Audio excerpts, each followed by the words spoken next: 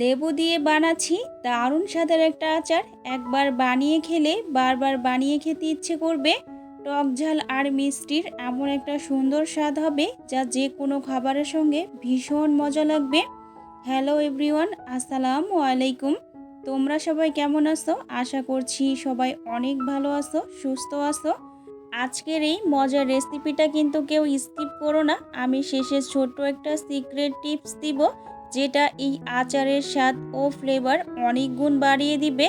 তাই শেষ পর্যন্ত দেখতে থাকো। আশা করছি আজকের এই আচারের রেসিপিটি তোমাদের অনেক বেশি ভালো লাগবে। তো আজকে এই লেবুর আচারটা তৈরি করার জন্য প্রথমেই লাগছে এখানে লেবু। তোমরা এখানে যে কোনো ধরনের লেবু ব্যবহার করতে পারো। আমার হাতের কাছে ছিল কাগজি লেবু, তাই এই লেবুটা দিয়েই আজকে আমি আচারটা তৈরি করছি। তো এখানে আমি লেবুগুলো খুব সুন্দর করে ধুয়ে নিয়েছি। এখন একটি পাত্রের ভিতরে নিয়ে আর 1 টেবিল চামচ লবণ দিয়ে আমি একটু মেখে নিয়েছি। আর দিয়ে দিচ্ছি এখানে কুসুম গরম পানি। এটা যদি এভাবে দেওয়া হয় তাহলে লেবুর যে একটা তিতা ভাব, এটা কিন্তু চলে যাবে। আর দেখো আমি খুব ভালোভাবে এটাকে ভিজিয়ে রেখে দিলাম। তারপরে কিন্তু ওপরটা খুব ভালোভাবে একটু আমি ঘষে ঘষে নিচ্ছি। এবার আমি একটি প্লেটের ভিতরে লেবুগুলো তুলে নিচ্ছি। যেহেতু অনেকক্ষণ ভেজানো ছিল, ওপরে যদি কোনো ময়লা লেগে থাকে খুব ভালোভাবে কিন্তু উঠে যাবে। এখন আমি এই লেবুগুলোকে কেটে নিব। তাই প্রথমে আমি লেবুর যে 2 বোটা অংশ আমি ওগুলোকে কেটে ফেলে দিচ্ছি। আর এভাবে আমি চাকচাক করে লেবুগুলোকে কেটে নিচ্ছি। আর তোমরা চাইলে কিন্তু অন্য কোনোভাবেও কেটে নিতে পারো, তবে আমার কাছে এটা অনেক বেশি সহজও মনে হয়। আর এটা দেখতে কিন্তু সুন্দরও লাগে। এইভাবে আমি সব লেবুগুলোকেই কেটে নিচ্ছি।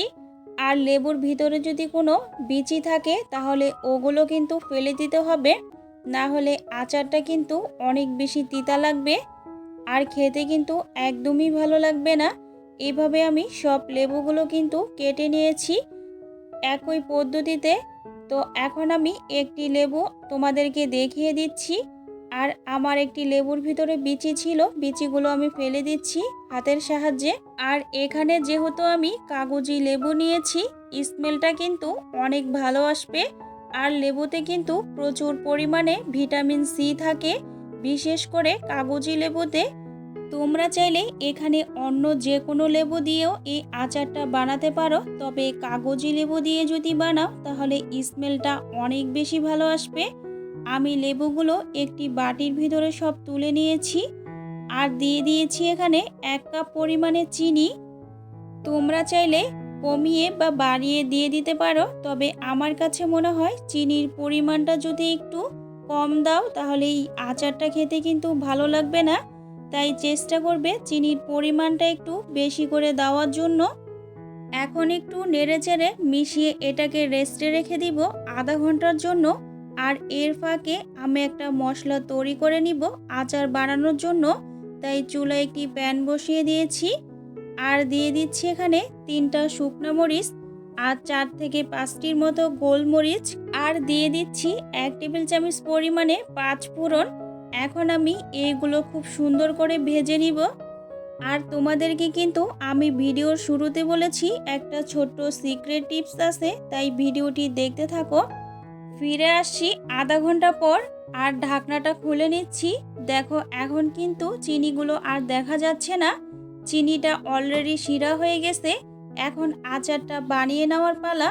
আজকের এই আচারটা কিন্তু আমি কোনো রকম তেল ব্যবহার করছি না। তোমরা চাইলে কিন্তু তেল, রসুন এগুলো ব্যবহার করেও আচারটা তৈরি করে নিতে পারো। এখন আমি একটি কড়াই বসিয়ে দিয়েছি। তবে আজকে আমি বানাচ্ছি সম্পূর্ণ তেল ছাড়া এই লেবুর আচারটা।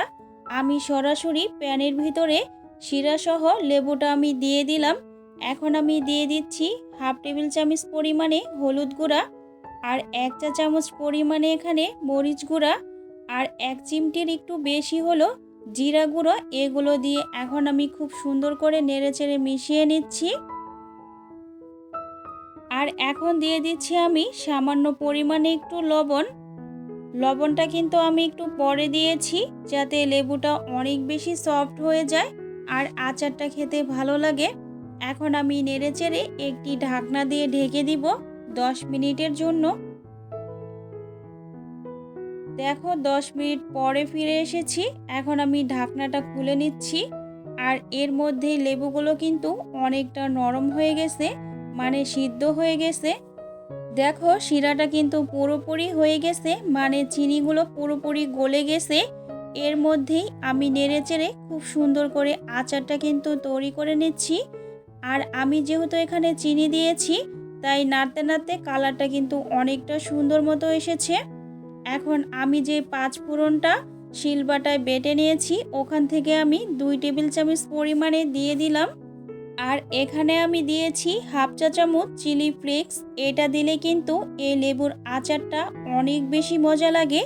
তোমাদের আমি কিন্তু ভিডিওর শুরুতে বলেছি যে লাস্টে আমার একটা ছোট্ট সিক্রেট টিপস আছে, এটাই হলো আমার সেই সিক্রেট টিপস। অবশ্যই তোমরা এখানে চিলি ফ্লেক্সটা দিবে। এখন আমার আচারটা কিন্তু পুরোপুরি তৈরি খাওয়ার জন্য। আর তোমাদেরকে আমি একটু দেখিয়ে দিচ্ছি, দেখো কতটা লোভনীয় হয়েছে। আর শিরাটা কিন্তু পারফেক্ট মতো হয়েছে। আর তোমরা যদি সকল টিপস ফলো করে যদি বানাতে পারো, তাহলে কিন্তু কোনো রকম তিতা ভাব লাগবে না, আর খেতেও ভীষণ ভালো লাগবে। দেখো কতটা লোভনীয় লাগছে দেখতে, তাই না? খিচুড়ির সাথেও কিন্তু এই আচারটা একদম জমে যাবে। রেসিপিটি যদি তোমাদের কাছে একটুকু ভালো লেগে থাকে, তাহলে অবশ্যই চ্যানেলটি সাবস্ক্রাইব করে পাশে থাকবে। আর যারা অলরেডি করে রেখেছো তাদেরকে অসংখ্য ধন্যবাদ। তো আজকের মতো এখানেই বিদায় নিচ্ছি। সবাই ভালো থাকবে। আর হ্যাঁ, আমার লেবুর আচার নিয়ে যদি কারো কোনো প্রশ্ন থাকে, আমাকে কমেন্টে জানাতে পারো, আমি অবশ্যই রিপ্লাই দিব। তাহলে সবাই ভালো থাকবে। আল্লাহ হাফিজ। আসসালামু আলাইকুম। ধন্যবাদ।